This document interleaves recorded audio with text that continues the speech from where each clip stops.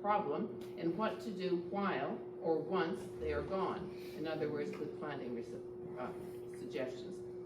Then, to finish up, my journey at Mackay Lake in Rockcliffe Park, a shout out for the Grow Me Instead program, and a plug for a new venture by one of my colleagues in Ottawa on invasive plant control. Will this do for that? Okay, fine. I only have one good arm at the moment, although I'm driving a car. So, the Ontario Invasive Plant Council was formed in 2007. It has a board of directors drawn from horticulture, forestry, agriculture, government, non-government agencies, academia, First Nations, and the general public, and it forms working groups from time to time, such as to draft best management practices documents. It plays a coordinating role, bringing together key partners on invasive species prevention, management, control, and education. I would encourage all of you to become members, and there's a membership form available on their website. It operates virtually, but you can reach a real person, strangely enough, at info@oninvasives.ca. There are now 30 best management practices documents, 6 technical documents, and many other publications on the Plant Council website.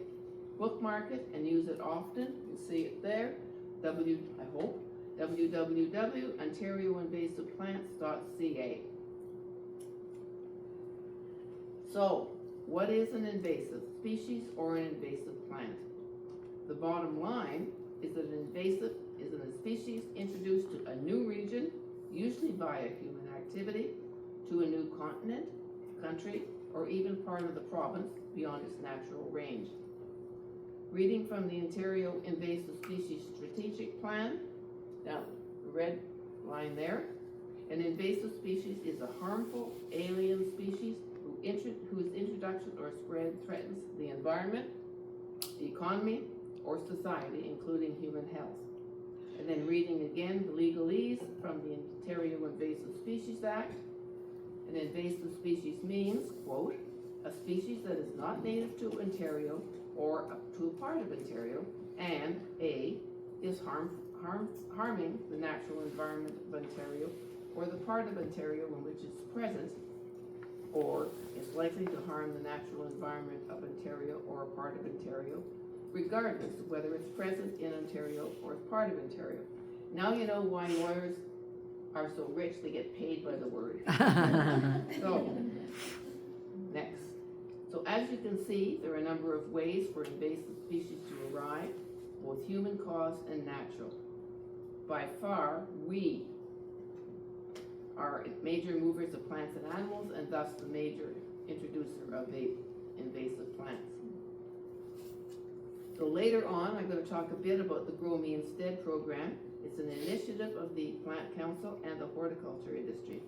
The 2020 brochure, which I have over there on the table at the far end, you may take those that you are there. It needs to be updated, and the Plant Council is looking for funding to support that update. So this slide, Invasive Species 101, is fairly explanatory, self-explanatory. Invasives are a bit like the schoolyard bully, with several like-minded friends. So what are they? They've got lots of young ones. They mature quickly. They have reduced pressure from specialists, and they're common. And they leaf out early, and they drop their leaves late in the year, and so they are pretty well successful. Ontario has the highest number of invasive plant species, 441 at last count, compared to other provinces, and the highest risk that new species will arrive and become established. Quebec, for exactly the same reason, its proximity to the St. Lawrence and shipping, has the second highest number of invasive plants. And then, of course, as our climate warms, plants and other species will move north, putting even greater pressure on our environment. But what are they? They're often the dominant species in settled landscapes. Am I going too fast? No. No? Okay.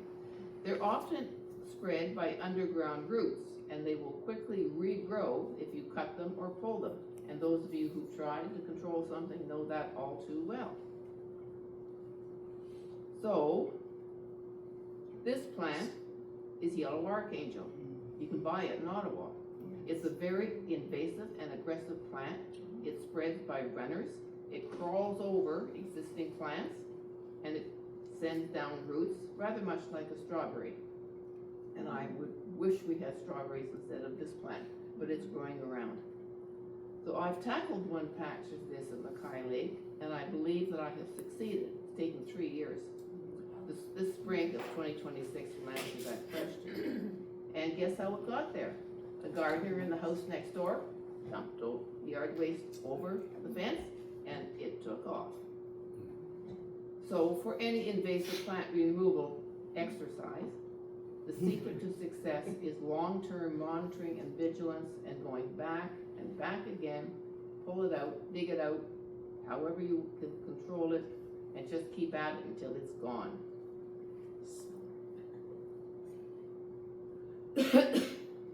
So, as we went before, invasive species spread rapidly and easy, and when they're in a new or disturbed area. Invasive plants especially like disturbed areas. They have very few or no predators, and their climate features somewhat help to keep their populations in check. Our climate helps sometimes to keep things in check, but oftentimes it doesn't. They outcompete our native species for space, nutrients, and light. Invasive species are a leading cause of biodiversity loss. They reduce habitat for native species. They threaten endangered species and rare native plant communities. Some invasive species can even alter growing conditions. Garlic mustard, for instance, change the soil composition, or they may alter water flow, hydrology. They can damage infrastructure. Japanese knotweed does that. It'll come up through your patio, through your foundation, and cause an immense amount of harm. They also impact human health or recreation. They cost the taxpayers a lot of money, and the value of or the amount that they cost us is in the billions worldwide. So, what are the impacts? So they're ecological. They've been identified as the #2 threat to biodiversity, habitat loss being the #1 threat to biodiversity. As I said before, they threaten endangered species and rare plant communities, and species like garlic mustard can outcompete our native species like trillium and trout lilies. They are detrimental to the economy, and studies have shown that billions of dollars are spent on invasive plant management worldwide every year. That's a lot of money that could be spent to other things if they weren't around. Another study shows that property values were reduced by up to 16% for shoreline residences where invasive and water clogging Eurasian water milfoil is present. In parks and other urban settings, there are impacts on recreational areas. Paths become impassable. Phragmites, for instance, on the shores of Lake Huron and Georgian Bay, lower property values and keep people from the water. Why would you go there and if you can't see the water or get into it? And on Lake Huron and Georgian Bay, Phragmites can grow to 10 or 15 feet high and totally block the area. And then, of course, there are things like giant hogweed and wild parsnip that will cause health problems. You don't want burns from any of those. Okay, so now we've identified that we've got an invasive plant problem. What are we going to do? The thing is to control the outliers first, those tiny little wee dots. Not only, we do that for 2 reasons. First of all, it'll make you feel good when they're gone. The second thing is that those small dots, if they're gone, won't expand. So resist the temptation to start on the big plot, do the small ones first. Then, once you do that, lay out strips in some way to mark how you're going to control bit by bit by bit. If you control in strips, you can have a much better chance of success. And of course, once you start this project, you also have to know what is it that you're going to replant. Where are you going to get your material? Who's going to buy it? Who's going to pay for it? Can you get it free? Who's going to plant it? Who's going to water it? All those things you need to think about if you're going to go into an invasive plant management program. So, in short, what is your desired end point? Are you going for a single or multi-species woodlot, a forest for trilliums, or other such things? Are you looking at stabilizing a bank on a stream, or creating a meadow? So define your outcome before you even start to do the work. And think about the fact that you may need to do some soil rehabilitation. You might need mulch for the things that you're planting. You might need mulch to keep the bare spots covered so that the invasive plants can't root up from below. Can you use high school students?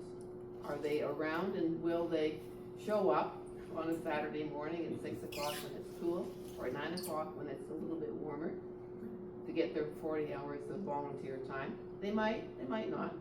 Boy Scouts, Girl Guides, they all need these hours. Take advantage of them if you can. So here are some of the things that you could plant. I can't read the signs from here, but you can see all of these are natives, and if they're not native, they are non-aggressive. So these plants are useful in your rehabilitation efforts. Another one. Other things, heart-leaf, I can't read that. Wild geranium, bay apple, bunchberry, running euonymus, black-eyed Susan, large-leaf coreopsis, pale purple coneflower. All of these are available from seed, and in the past few years, of course, we've seen a large number of native plant seed distribution networks starting up.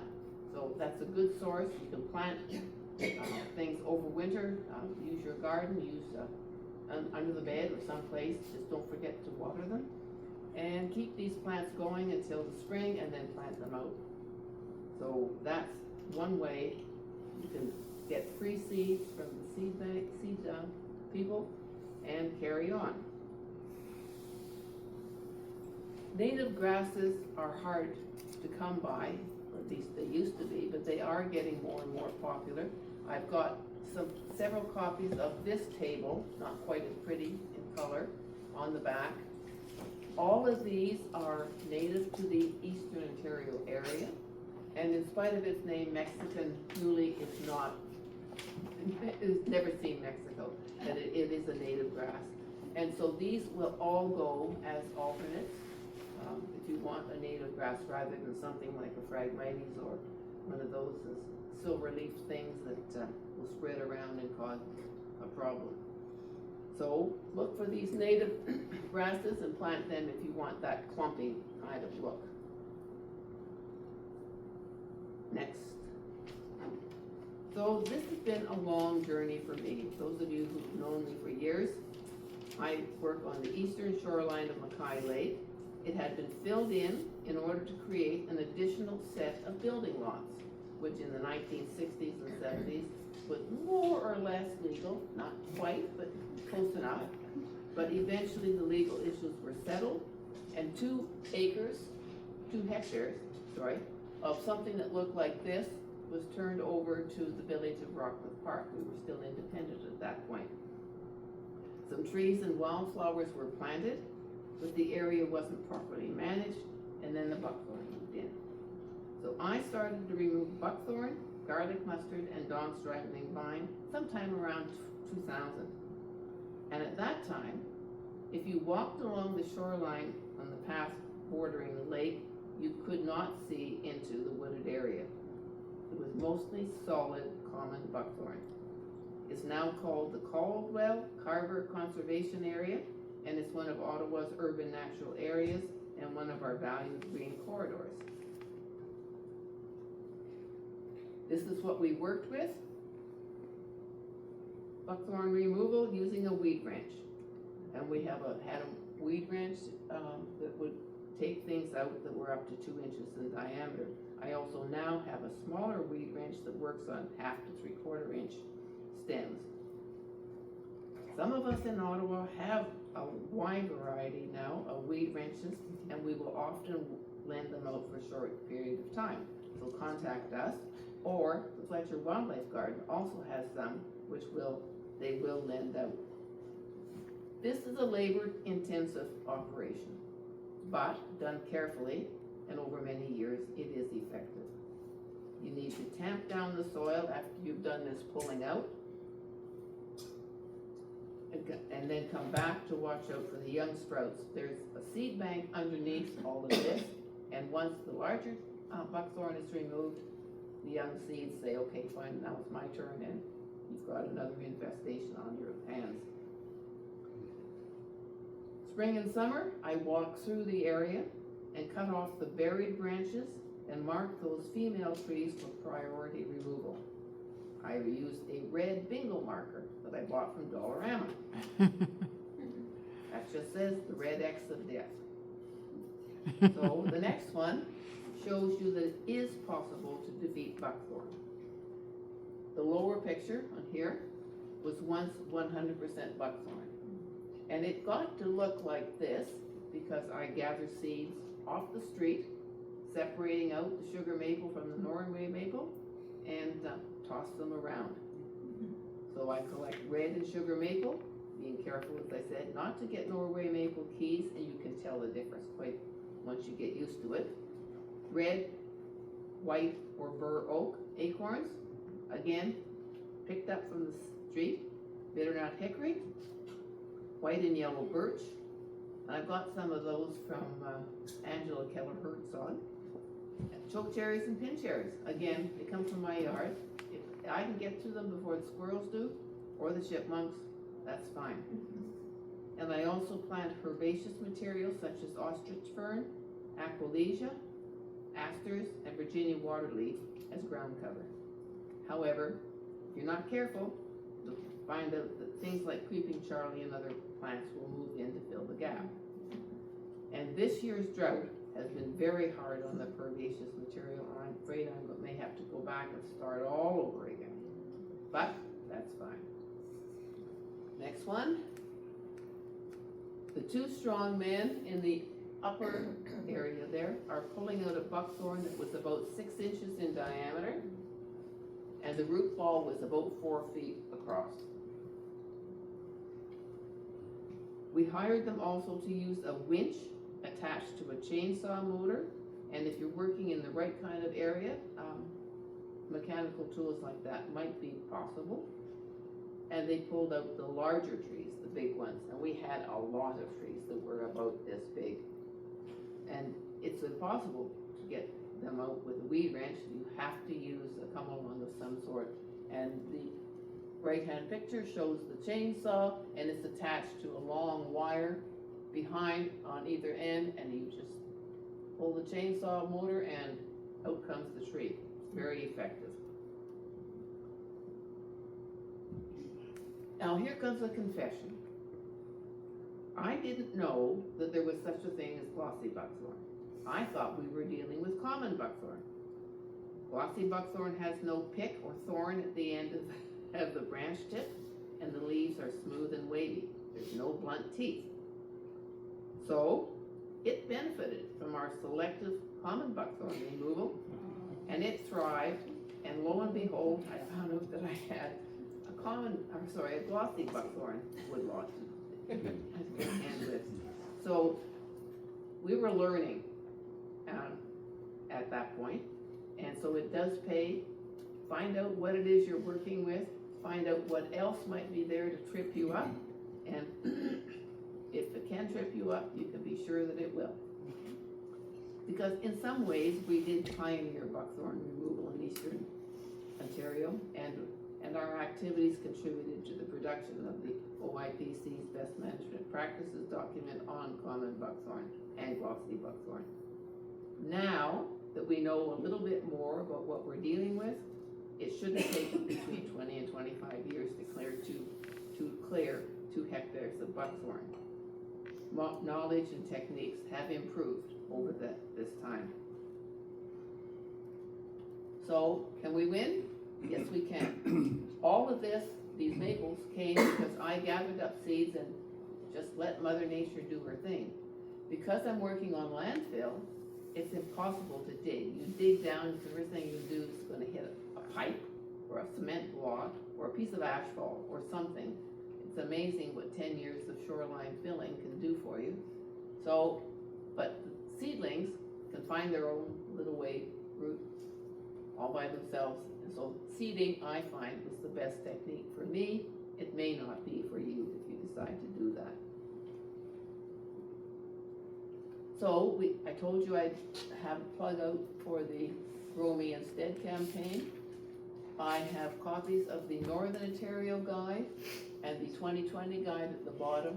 I don't have any more Southern Ontario ones, and the copies in French have all been given out. But they are available on the website.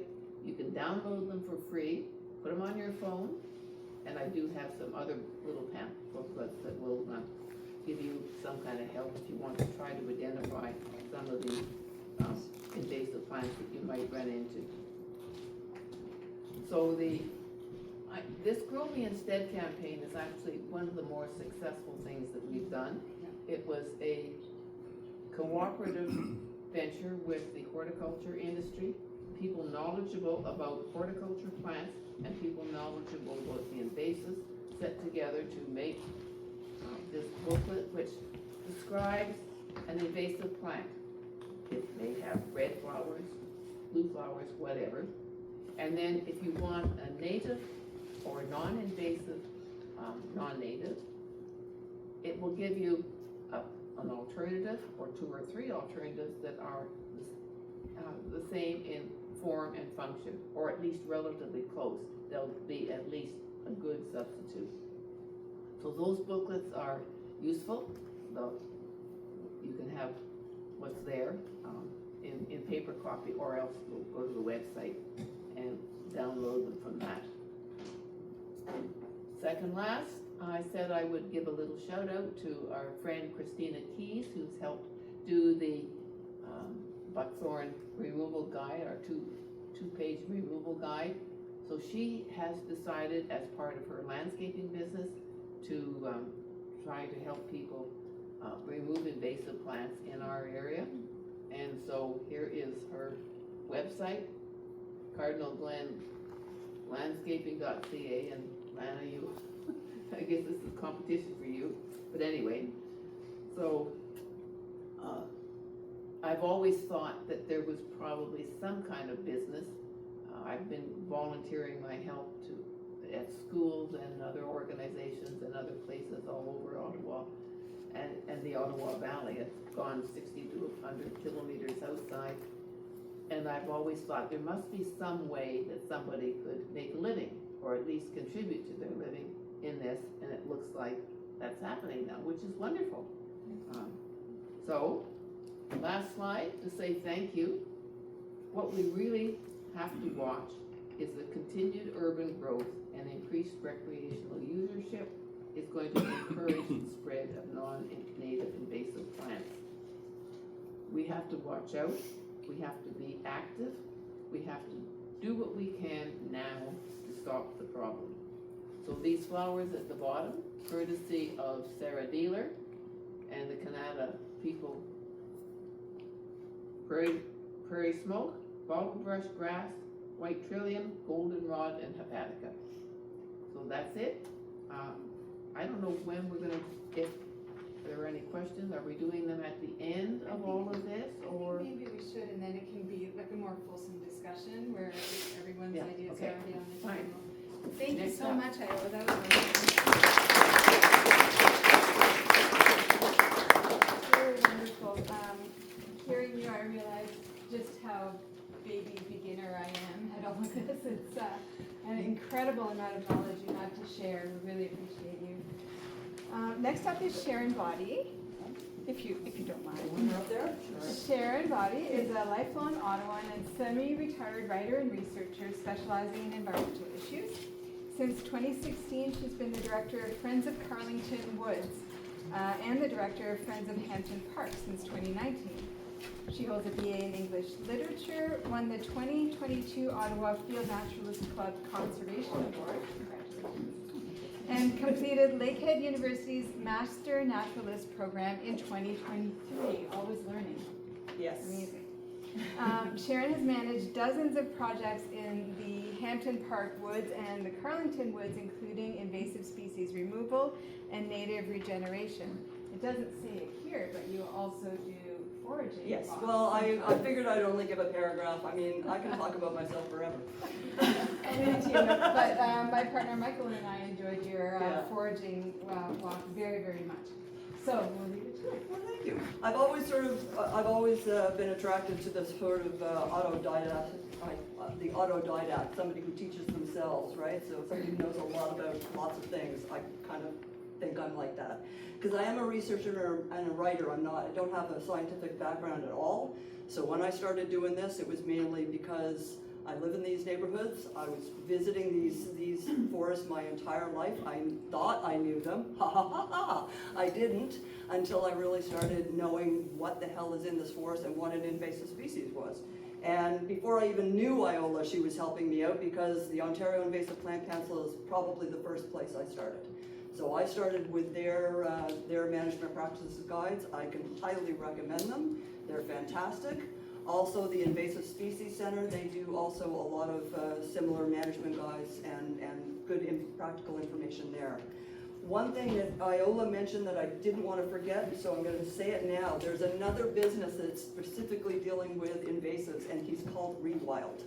Now, I've met the guy, I've chatted with him, and I would like to see more of those businesses popping up because it's not just in the natural areas that we're having this.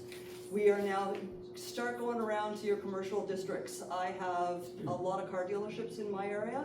They have giant hogweed, they have wild parsnip, they have dog strangling vine, they have buckthorn, they have Japanese knotweed, they have all of it on their property. They won't listen to me, and the city can't tell them to remove it because it's private property. So anyway, that's my business. That's just following up on that. So I think the first invasive plant I dealt with was garlic mustard because I'm also a gardener and that's what I saw coming up in my yard. And I thought, what the hell is this? And it was too hot to weed one day, so I took it home and I looked it up.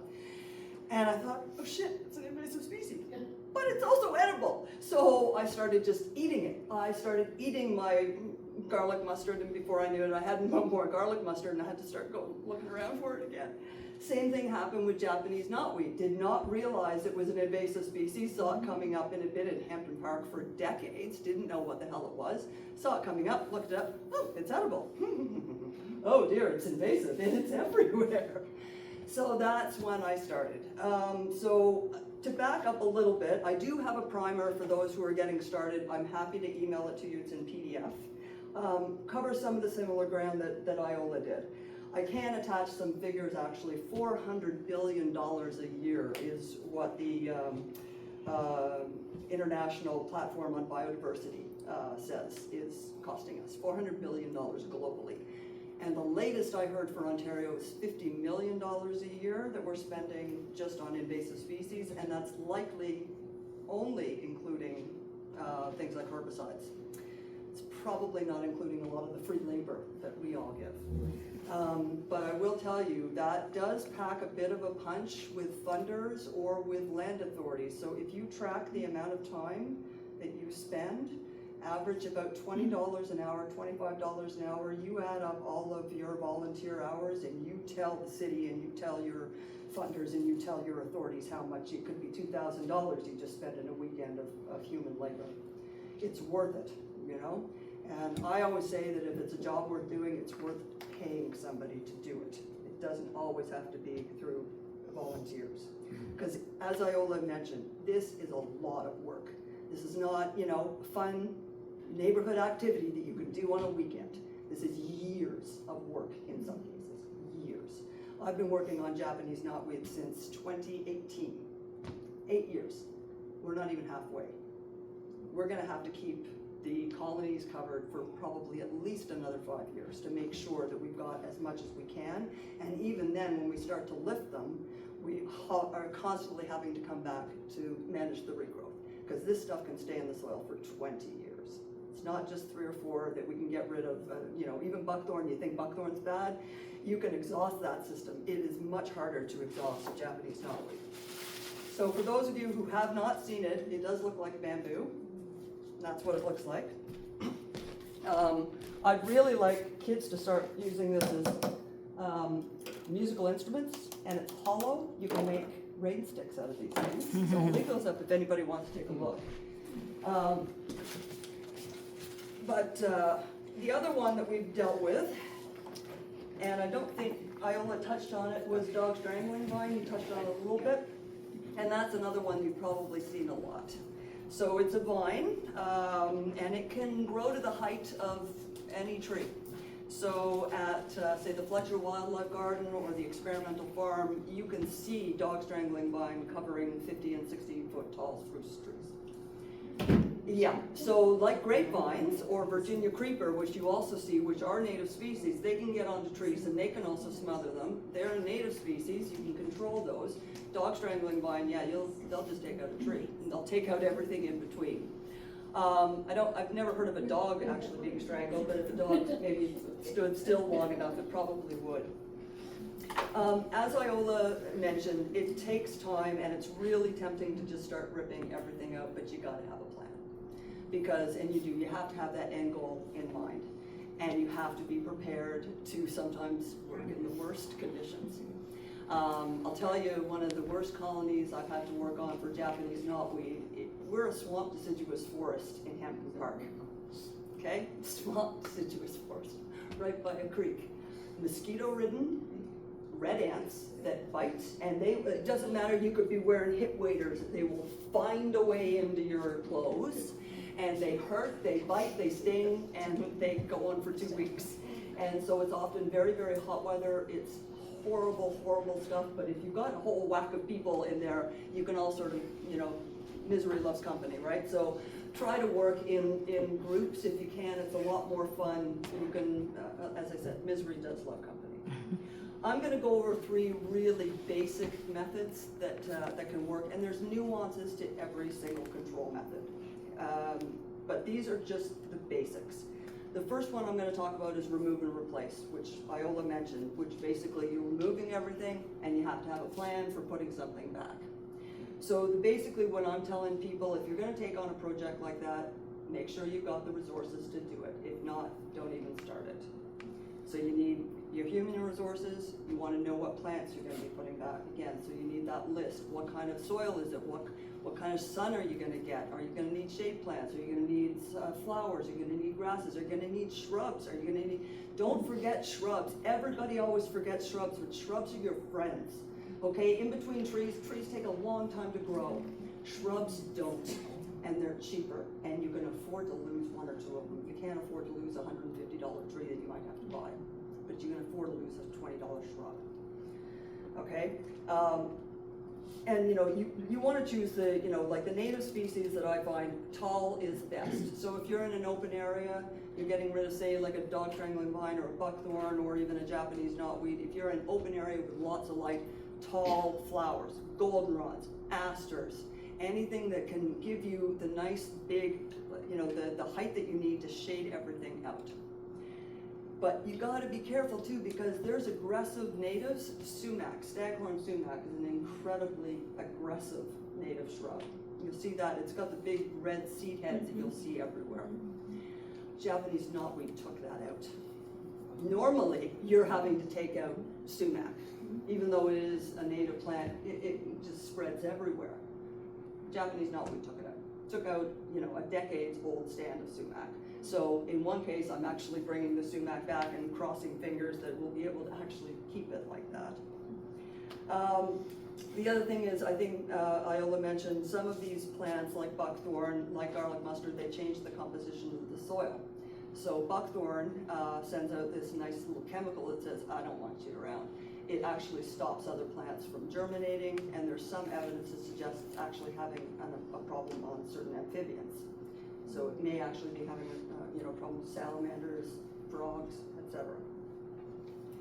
I'm not going to go into a lot of the buckthorn. So that's the sort of remove and the replace. Then you've got the cut and cover. So cut and cover is more like, you don't have time to replace everything, you don't have the resources, but you could cut everything down and cover it over and just get it into a spot where, okay, it's nothing else is going to grow in this particular area. So if you're going to do that, again, adequate resources, and you have to have enough to cover. So say you've got just a table this size, right? You're gonna take everything out. If you can dig out roots, that's even better. And then you're gonna lay a tarp down. Usually it's like a geotextile, very heavy, thick, black plastic. And then on top of that, you're gonna put about 3 to 4 inches of wood chips or any other weight that will keep it down. So that basically will starve everything underneath. But the weird thing about that is sometimes you'll actually get, once you do lift that tarp, there may still be some things in the soil. There may even be natives in that soil, because it's happened to me where trout lily, native, trilliums, native, jack in the pulpits, native. They were hanging out in the soil for a long time because these other plants were around. They weren't allowed to come up. As soon as those plants were gone, they came back. So in some cases, you might be able to work with what you've got, and that's why even taking the winter as well and into the spring to see what you've got in an area that you think may only have invasives, you may have some very, very rare or valuable plants below your feet. If you can move them, if you need to move them while you're clearing, then that's what you have to do. But you need to know what's there. Because some of these are spring ephemerals, so a trout lily or trillium, they're only up for a couple of weeks, and then they die right back into the soil. You don't know where they are. So unless you know your land and you know where those things are, you could actually be hurting some of the natives if you're digging too much. So cut and cover, most covers, black plastic is best, but you can use things like cardboard. I have used that in smaller areas, clean cardboard, but again, it has to be, a good, thorough covering. Doesn't always work with the cardboard. Things can come up, but it's good if that's all you've got. And again, try and find things for free because the covers will be ripped. People like to do all sorts of things in natural areas, and I don't know why. The last one I'm going to talk about is called the off with their heads or the Queen of Hearts method, which I like doing, especially in the summertime when it's really hot. So dog strangling vine, which are these little things here, they're the little pods. So they come out as these little skinny green pods. And some of you know that this mimics common milkweed. So this is common milkweed. Look at the size of it. But when monarchs lay their eggs on dog strangling vine, when the caterpillar comes up, it's got nothing to eat. So if there's no milkweed around, the caterpillar will die. So this is why we want to get rid of these. Now, the thing about dog strangling vine is don't waste your time digging. Wait until about the end of June, early July, when the pods appear, and then you literally come across and you come with your scissors or pruners and you just off with their heads and you bag that stuff. You got to do it at a very particular time because if you do it too early, those little buggers will just produce another pod later on. But if you do it right around the right time, end June, early July, just as those pods are starting to appear, it does not usually have enough time to produce another one. But that was a lesson I learned the hard way. Went in May, did a nice thorough, got rid of all the dog strangling vine. 2 months later, it's all back and it's all got pods and it's 35 degrees out, right? See, that's an easy one to do just with scissors, like you can do an hour, half an hour a day sort of thing. So the off with their heads one is a good one. The last thing I will talk about is disposal. So, the City of Ottawa is going to try and tell you to use yellow bags. I had a problem with that. A lot of invasive material can be mulched. Not all of it is harmful. So in the case of buckthorn, you want to get rid of the berries, obviously, you don't want the roots. But the branches themselves, first of all, it's a gorgeous wood. So if you've got woodworkers, get them to take it. It's very similar to cherry in its wood properties, so it's really good for small finishing stuff. Anybody who's got a wood furnace, you know. But the city of Ottawa likes to just chuck things into landfill. So they're supposed to solarize material. I have had the city of Ottawa pick up bagged material like Japanese knotweed. So, and you know, we take out 50, 100 bags sometimes at a time. The city would pick them up, and I was told that there's a special area at the Trail Road landfill where they put it all under the sun and it bakes it, because that's the best practice, is you bake it until it's dead, then it goes into the landfill or it goes into the organics. Well, the city of Ottawa apparently didn't know about this. Only the waste people know about this. So when I talked to the community garden people and the foresters, they had no idea.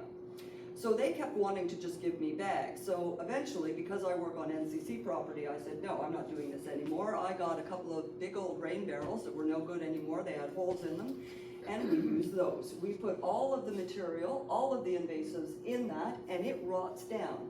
I've had those on site now for 3 years. I've only had to empty one once because it just keeps rotting down and rotting down and rotting down.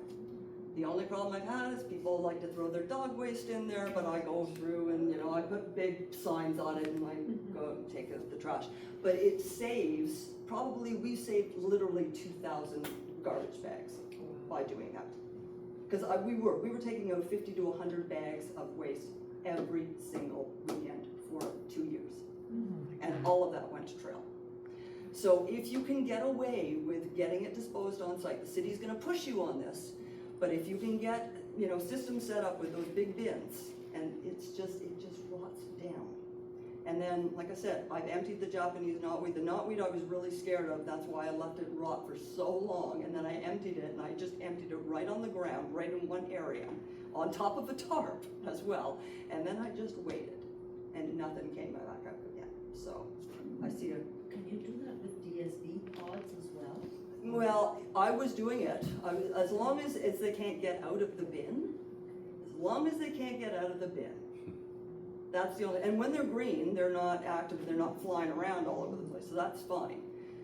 So I can do that. But again, it needs to be in an area where you can control it and that you can keep signs on it, right? So that you don't have people either emptying them or putting stuff that you don't want. But that's one thing that I would really like to push the city and the NCC to do as the knowledge grows and as the interest grows, as we recognize how much of a problem this is in Ottawa. There's going to be a lot more people just like us who are doing this. There's already been a sea change I've seen in 5 years in comparison with what was happening 5 years ago. So many more people are aware now, and we have to figure out better ways of collecting this stuff. Because even though they're invasives, they're still useful.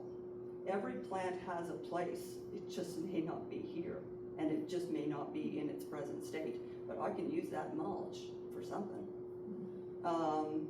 You know, I haven't been able to figure out a way to use dog strangling vine yet, because it's no good for wreaths. It's not thick enough. But yeah, so if you can get away with that. And the last thing I will talk about is timing and maintenance plans. So timing, generally speaking, spring and fall are going to be your best chances for doing work on invasive species. There's always opportunities all throughout the year to at least look and see where things are. You can take out some Japanese knotweed in the winter. It's kind of a waste of time, but you can at least see where things are and get, you know, to know where you might need to start in the spring. Yeah, and as Iola said, if you can get groups, I've had lots of high schoolers through.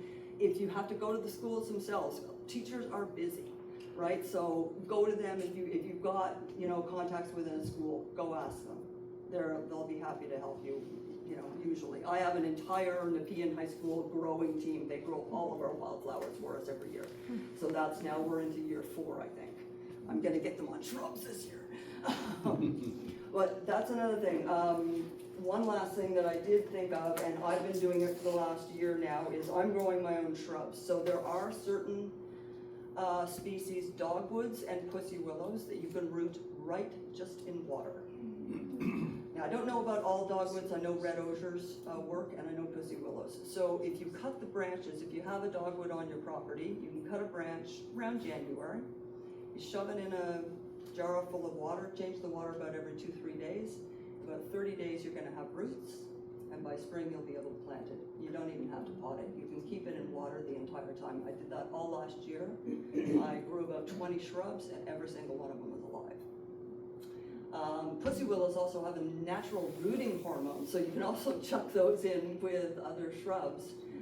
Even if they don't take, they may help increase the chances of a plant taking. Again, the biologists would probably know a hell of a lot more about this than I would, but just over my own experience, I've been finding that that's been working.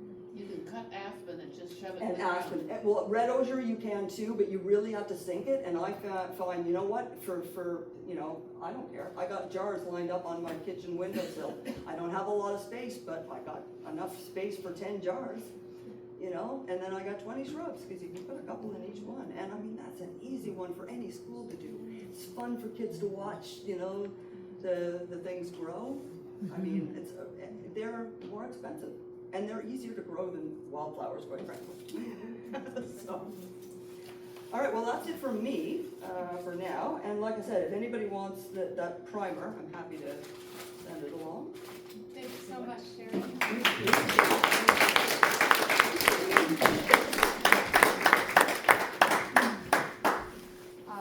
That was fascinating. Thank you for all the practical advice. I am learning a whole lot and writing frantic notes here. Lana Doss. Lana has enjoyed using her green thumb since she was a child and continues to share her passion for plants with others.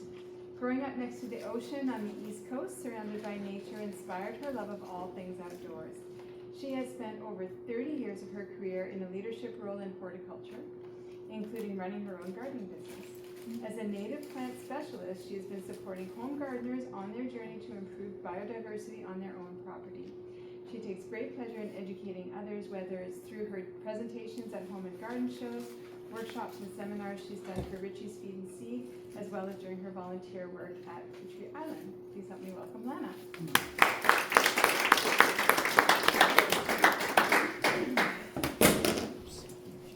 Thank you so much, everybody, for having us here tonight. And I'll just start by saying everything these two ladies said. I feel like I'm among my people. I've taken so many notes. Let's see. Okay, I'm not in the way. We have a microphone. The microphone's back there. How's this? How's this? Good? Sharon, you're gonna move over to the side because you're blocking. Oh. It's me. I still have to hit. Okay. Am I blocking anyone else? Can we see? Okay, great. So I'll just add on to that warm introduction that, with my gardening company, I've been specializing in native pollinator gardens, rain gardens, as well as edible landscaping. I just found that that's where my passion lied. For a couple of years, I spent some winter time teaching at Algonquin College in the horticultural program, and my course there was integrated pest management and plant health. So I got to teach new horticulturalists all about how to use pesticides as a last resort, how to learn how to work with nature to eliminate plant pests from our garden spaces, which was really, really satisfying. And I also recently became certified as a fusion landscaper. So basically what that is mitigating stormwater on our own properties. There's a really wonderful program with the city of Ottawa called Rain Ready Ottawa. Has anybody heard of this? So some really great rebates. If you're in Orleans, you might be in some postal codes where you can get some really great rebates from the city to help manage stormwater. That can include designing a rain garden, diverting downspouts. So that's what fusion landscaping is all about. I recently also took the same program as Sharon with Lakehead University, Master Naturalist program. I was going to university at the same time as my son at the same school, and that was kind of cool, I thought. I was doing it online, he was doing it in person. And so, working under the sun in July and August is not a lot of fun, and I had a lot of fun doing that for quite a few years. So this summer I decided to step back away from horticulture. I've taken a role in retail management. I've done a lot of leadership roles in retail management, mostly for garden centers, but I'm in the air conditioning now in the summertime. So professionally, I only have time now in this summertime, spring to fall, for garden consultations. So I'm happy to help anybody with consultations. I have my business cards here. And I loved that you mentioned Christina Keys. She's absolutely wonderful. Wealth of information as it relates to everything we're talking about. Jeff from Rewild, great guy, does a lot of rehabilitation as well. We've got Nature Aid. There's a Hugh from Nature Aid. I've got another one, Eco Aces. So lots and lots of professionals. And something that I want you to understand about these people who are doing this kind of work, they are crazy passionate about what they're doing. So if they say that they can help you rehabilitate invasive plants in your home spaces and turn them into native ecosystems, like, they mean it. And I'm happy to send you any of their contact information if you want to send me a note. So we love the competition. We all love each other. We're all support each other because we all believe in what we're doing.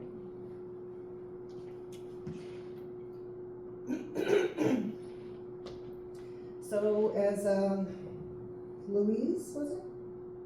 Louise? No, yeah. Rachel, sorry. Okay, Louise is Bird Friendly Ottawa. Okay. So as Rachel mentioned, I've been the lead for the wildflower. I've been working with Friends of Petrie Island. I've been the lead for their wildflower garden rehabilitation project. I'm serving on the board of directors.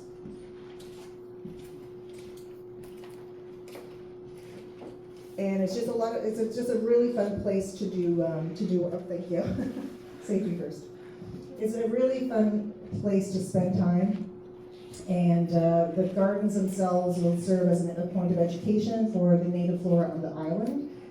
We also have our wildflower gardens certified with the Canadian Wildlife Federation as a wildlife habitat, and as well with Nadia from this group as a pollinator garden in the David Suzuki Butterfly Way project. So the whole island is a wildlife habitat. We know that. There's water everywhere. But this is like I said, it's a point of education. So as we add plants to the garden, signs are being created as to what they are. So it's a great little stopping spot for people when they're going along the trails, and a ton of interest already.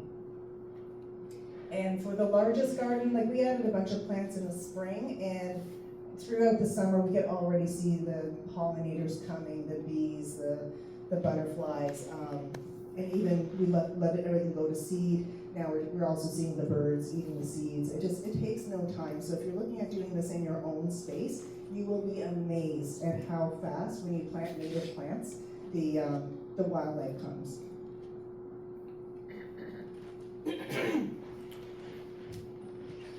So with the Friends of Petrie Island, I know that they had reached out to Iola a little while back, and I can't come on board a little while back. And when we looked at the workload as it relates to invasive species on the island and taking care of that, it is huge, and we have to have a plan. It's a couple of years, and we need people. So, and we're welcoming people to come and help us take care of invasive species on the island. They've created a crew called a RIP crew, removing invasive species. And for anybody who's interested in doing something like this, like, you don't need any experience doing this. We'll start with the easy stuff, where 3 or 4 of us can just spend the morning taking care of garlic mustard or Dame's rockets. Those are annual, they're a lot easier to manage. We'll start with some of that stuff, but if you reach out to the email address on the website, and just let us know that you're interested in helping out with the gardens or the invasive species. We would love to hear from you, and especially anybody who's interested in leading a small group. If that's something that's been your background and you'd like to lead others, we would certainly welcome you. So Iola did a great job on covering off native, non-native, and invasive plants. So the only thing that I'm going to add to that is I sometimes get people say things like, okay, well, you know what, I got this grape ivy, and it's so invasive. It's taking over my tree, it's taking over my garden, or I've got this bee balm, it's in the mint family, it's taking over my perennial patch. It's so invasive. So when you think about the word invasive, think of invaders, an invasion. An invasion comes from somewhere else. Invaders come from somewhere else, right? So as it relates to native plants like grape ivy and monarda, they can be aggressive, yes, if there's something out of balance there, but we won't call them invasive. Who here follows Sandura, a cultivated art? Everybody? Okay. So I was watching one of her talks that she did, and she called these aggressive native plants enthusiastic spreaders. Okay. So it's a more positive vibe, and I love that one. Excuse my voice today. I worked late last night. I was up early this morning working, and I'm at that point. But I love doing this, and I love talking about this and being among you guys, so it's really important for me. So I will share just a couple of the invasive plants at Petrie Island. And we've got my phone here to do a time check. It's 7:40. Okay, we've got a few minutes. Purple loosestrife. This is a plant that might be showing up in your garden spaces as well. The last 3 springs have been very wet, and it does really well in wet environments. So it's really taken off and exploded, and it's super pretty. So like instead of letting it live in your garden, if it pops up, chop the flowers off, put it into a bouquet, and then yank that sucker out. But yeah, it's definitely having a moment. It's really love that the wet springs. Yellow iris, as Iola mentioned earlier, we've got lots of that at Petrie. Dog strangling vine as well. We do have 2 stands of Japanese knotweed that we'll look at mitigating and hopefully managing very soon. We were talking about flowers on the Japanese knotweed. I learned tonight from Sharon that the flowers on the knotweed aren't an issue to turn into seeds because in Canada or Ontario? I think it's Canada. In Canada, we only have female. Yeah, it's a clone. It's a clone. So that was a question that was on my mind for 3 years since I started talking to them about the Japanese knotweed. We were concerned about the seeds when the island flooded, but it's not an issue, so that's really great to hear. Not until the mail shows up. No more transporting any soil from England. Garlic mustard, that one's not too bad. Buckthorn, we've got tons of buckthorn just like you guys and your other places, as well as the glossy buckthorn. So I'll mention just a couple of problematic plants that you might have in your own spaces. Some of them, like a lot of the plants that we've been talking about tonight, you're not going to find those plants sold in garden centers. These are plants that have already, for the most part, like been banned in some way for redistribution. But there are still a lot of problematic and invasive plants that are being sold in garden centers. My last slide is a resource for you if you would like to know a little bit more about an organization that's really lobbying to get the government involved to ban more of these plants, because for the millions and millions of dollars being spent on eradication, they're being sold from lots of different places. And institutions are so hard to change when it comes to these types of things. We really need government intervention to help get these plants banned. So everybody's favorite invasive plant, burning bush. You're familiar with this and how gorgeous it is in the fall. Yeah, unfortunately, it's really getting into a lot of woodlands. Even when I drive up Orleans Boulevard to get to my place, and there's like a little bit of a hedgerow, all mix of different plants along a chain link fence that have probably all been volunteered. And I noticed when I was driving by in the fall, as the fall colors were changing, I could see in there, just peppered along the whole fence, was burning bush. And what happens is the birds take the seeds from the plant in your garden, they go to a cedar hedge, they go out into the woods, they go into wherever they're gonna sit and on a branch in bushes and trees, and they'll poop out the seeds, and that's how they come. So this other picture on the right-hand side, that's one that's been floating around Facebook and invasive plant groups for quite some time. I don't know the origin as to how I can credit the original person, but that's a great example of what happens when something like burning bush or barberries seeds get into the woods. So if those trees were all, let's say, native maple trees,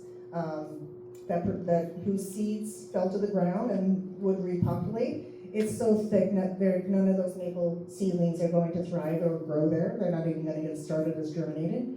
And all of that property, all of that soil would have been probably a mix of 25 to 30 different kinds of native species. So that's why it's very troublesome in our woods. So taking a page from the Ontario Invasive Plant Council, did I say that right? What would you use instead if you were to take out a burning bush, but you really love that really intense color? Chokeberry is a beautiful native shrub, really great for erosion control. It will spread by suckers. Wildlife love the berries, and the color is just gorgeous.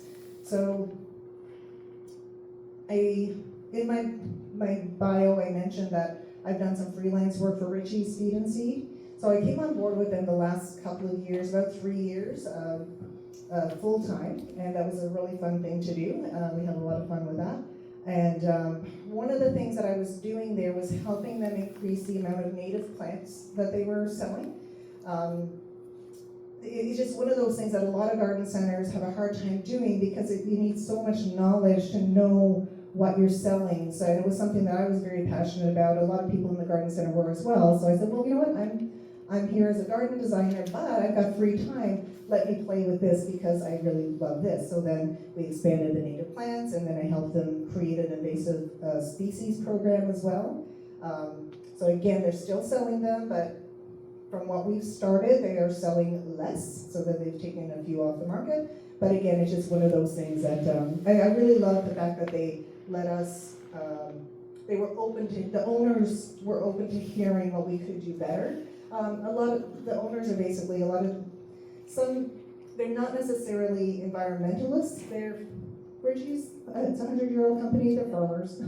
that's where they come. That's their background. But it was really wonderful for them to say, okay, we don't really understand completely what you're talking about, but we trust you. Let's see what we can do. And I worked there until I went into the air conditioning just early in the summer. And those berries make the most gorgeous dyes. Oh, did you hear that? If you're into if you know somebody who does textile dyeing, that's what you need. Okay, so chokeberry berries for textile dyeing. Amazing. Buckthorn berries too, but it turns green. It's a gorgeous green, but yeah. Cool. They don't taste great, so that's Oh, nice to no, know. they're a laxative. You do not want to eat. They're kind of dry. No, and you don't want to eat those. Another just very common plant and this is not sold anymore, goutweed, but it had a run, and I guess part of my karma in talking about this and investing so much time and learning more about this is I've sold all this stuff for years. So this is my retribution to start pulling it out and teaching people why you don't want to do this. But again, it's one of those things. I think it was there's a quote from Maya Angelou: "When you know better, do better," and that's what I'm seeing. And also, it's been incredible to see I've been in this industry over 30 years, and I've seen more interest and awareness in the past 3 years than the past 3 decades. So it's really exciting. It's a really exciting time. We just need, like we said, the government to kind of catch up a little bit and put some money into it. So goutweed is a really successful plant in shady areas, and it spreads really well. So most of you, if you have gardens that you've inherited from quite a few years ago, you probably have been battling goutweed and trying to get rid of it. When you learn to manage that and maybe solarize it, as Sharon was talking about, put some plastic down. If you don't like the look of that, if it's on you like your front and you're worried about what the neighbors will say, just put mulch on it for this summer, and then just let it go, the sun kill the roots, and then replace it with ferns in a shady area. There's so many different kinds of native ferns. I took this picture down at Petrie Island last summer. Periwinkle, again, just a landscaper's favorite because it's so successful. It does what no other plant will do, but there are a lot of native plants that could take its place. Wild ginger is one, and a couple of my other favorite ones. There's a native wild geranium. This one is maculatum, and Barren strawberry. They all do a great job in a place for like a ground cover like periwinkle. And a nod to the Growing Instead guide. One thing that I did find, working in so many garden centers, not everything that you find on this guide you'll find in garden centers, but there's a lot more places like a cultivated art, there's Solidago farms, a lot more places like just grassroots, small companies that are growing native plants. Ottawa Wildflower Seed Library, they don't just share seeds, but they share seedlings as well, so really watch out for their events next year. If this is something that you want to invest your time in, you can get a lot of free stuff. Some of the other professionals that I was mentioning, Nature Aid was one. He also does grow quite a few of his own native plants as well. So a lot of the garden centers, I am seeing them come on board a little more and more, like Richie's had quite a good selection, Peter Knipples is improving. So it's coming for sure. And even Home Depot and Loblaws, like they're partnered with some wildlife organizations to sell pollinator packs. So it is coming. Make it green and green. Make it green thumb nurseries, absolutely. Let Your wildlife garden plant sale in the spring, thank you very much. Yeah. So yeah, it's becoming a lot more popular because you're demanding it. We are all demanding it. Okay, I just have a couple more things because I know we should take some time for questions, but it's just funny that we've been talking about how plants get into our wild areas, and like definitely gardeners have unknowingly been spreading them around. So I wanted to show you this trail right here. This is my neighborhood trail that I go on. On the left side, you can see that is a row of houses, and you can see one right there with a gate. And on the right side, that's a ravine. So we have this trail that runs through, and that cluster of leaves right there that you can see, that's under evergreens. So that's hemlocks and balsam and spruce. The maple leaves didn't come from there. The maple leaves came from the front yard where they were collecting their leaves. Also in amongst that debris, so there was maple leaves, there was cuttings from ornamental grasses. Of course, I looked to see what kind of grass it was. Like, okay, you're a zebra grass, you're not a miscanthus, I'm looking for seeds. There was no miscanthus seeds. I would have collected them all and brought them away. But if that was a Norway maple that they had in front of their yard, that's a really problematic plant, and it would have spread through the whole ravine. I know you can't see it, but on these rocks that are cascading down, there's a vine growing there. And last summer, the house next to it has the same vine. And that area is about 20 square feet, and that is the yellow archangel that Iola was talking about. It's in every flower. Yeah, it's It's in hanging baskets. So hanging baskets, garden planters, there's at least 6 plants that I can think of that are trailers, that are like very charismatic, nice looking trailers that the growers add to these planters that are perennials. They will come back every year. So gardeners not knowing, oh, I'm gonna, take this leafy debris, this garden soil, I'm not gonna put it in my landfill, I'm gonna do the right thing, and I'm gonna put it back into nature and let it compost.